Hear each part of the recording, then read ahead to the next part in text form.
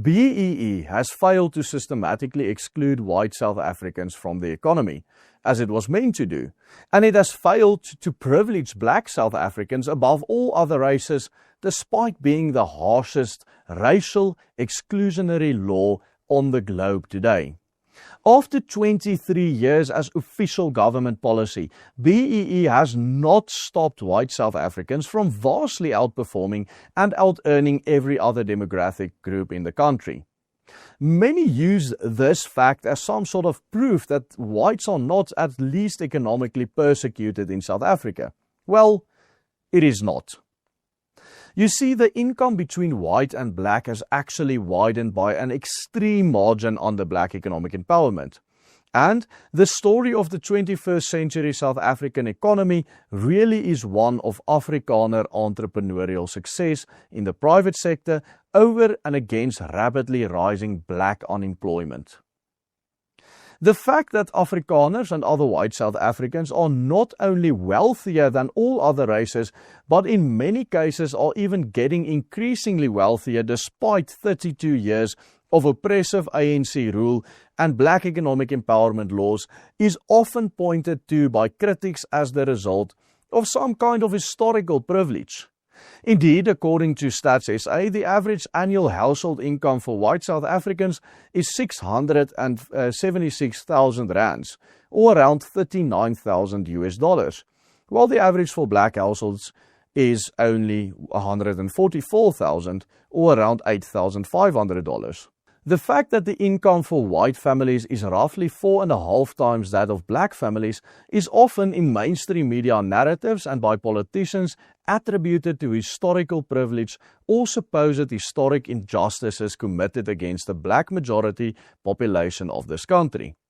What many seem to can't get their head around is that nearly a quarter of a century following the introduction of black economic empowerment in South Africa in 2003, the white unemployment rate in this country remains at just over 8%, even while black unemployment has skyrocketed past 40%. Today I want to highlight that contrary to mainstream narratives, these figures demonstrably do not represent the fruits of historical oppression, but rather of the contemporary innovation and productivity of the Afrikaner and Anglo-South African, who have become resilient even in the face of this systematic oppression and persecution and discrimination in the economic sector. Economics, like every scientific field out there, requires a coherent theory to serve as an interpretive framework. Without such framework, brute facts cannot be understood in terms of real-world significance.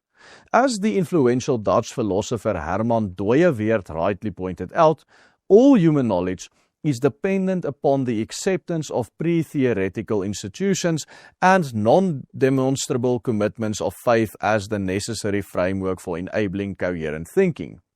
When we apply this faith to the field of economics, this means that depending on the economic theory or faith with which the data is interpreted, differing conclusions will always be drawn. To put this in perspective, listen to this.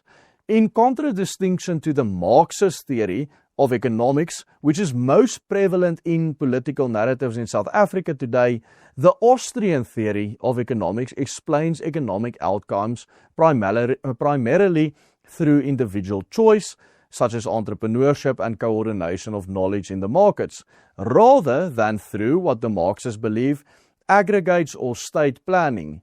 It originated in late 19th century Vienna with Karl Menger's Principles of Economics published in 1871, which countered Karl Marx's notion that labor output equals economic value by introducing the idea of subjective value in which economic productivity is measured by the valuation as opposed by the input.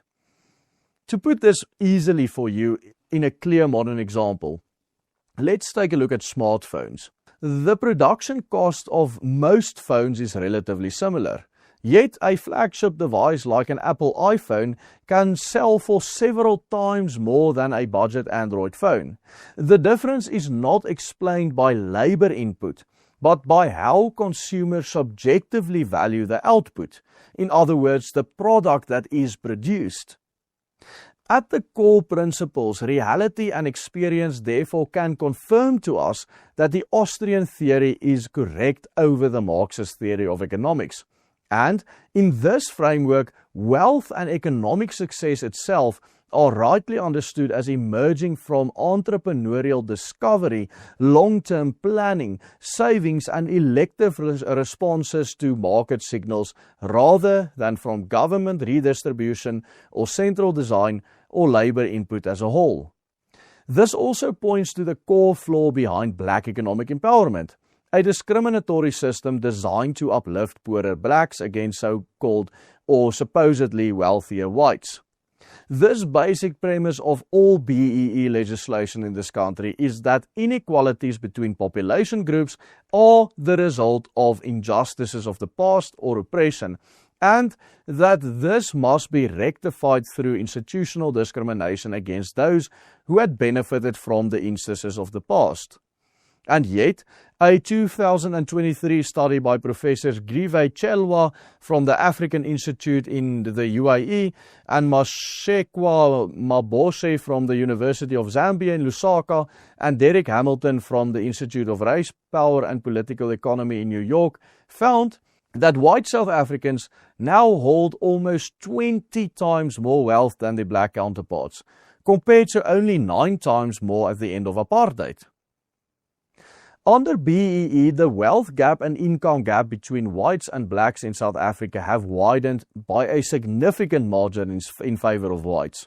And despite BEE, the white unemployment rate has remained fairly stable, while the black unemployment rate has skyrocketed. In fact, between 1994 and 2025, black unemployment has surged from just over 24% to over 40%. And the largest share of this rise in unemployment and poverty has occurred under the BEE dispensation that has been in place in South Africa for the past 23 years.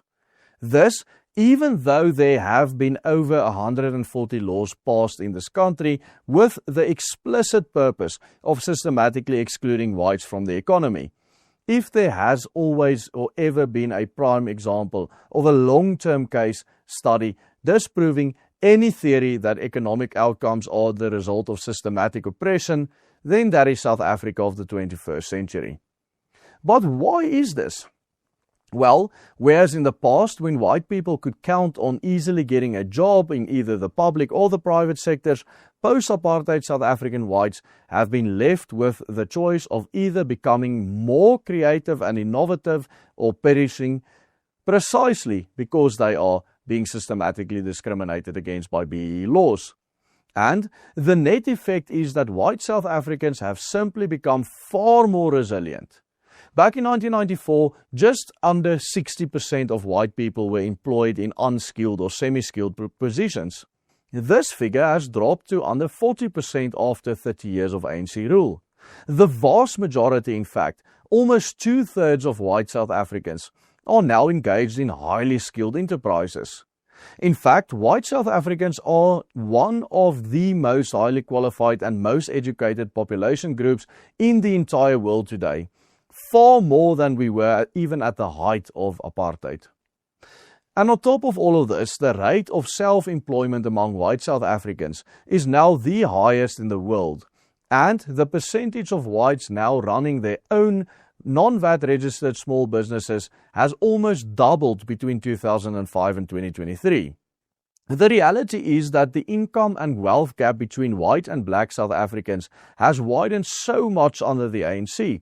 This can be solely attributed to the Afrikaner and Anglo-South African populations simply bringing their A game to the table and reaching new unprecedented heights despite the ANC government passing law after law after law aimed at excluding them from the economy.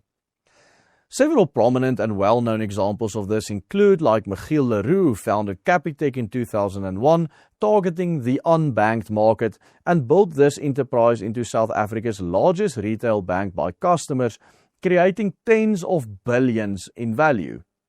Adrian Gore even, who scaled Discovery into a global insurance and health tech group with international expansion.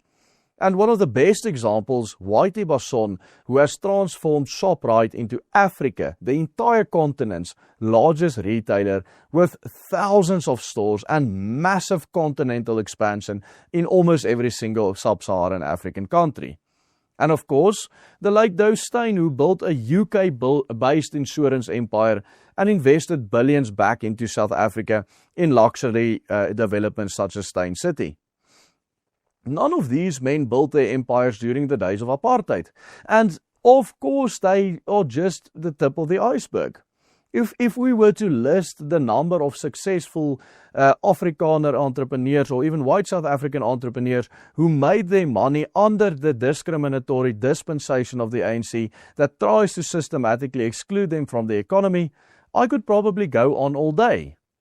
All of the data and all of the examples go to show that economic success in South Africa today simply cannot be explained by appeals to past injustices or to the past in general, but it is far more convincingly accounted for by present-day factors such as skills, entrepreneurship, discipline, the ability to adapt and create value even under adverse policy conditions, and probably most importantly, creative thinking. The private sector has been able to flourish not because of, but in spite of the devastating policies of the South African government under the ANC and today the GNU. Therefore, pointing to the wealth of white people in no way disproves the fact that white people are being systematically discriminated against, and interpreting this data as the result of too little systematic discrimination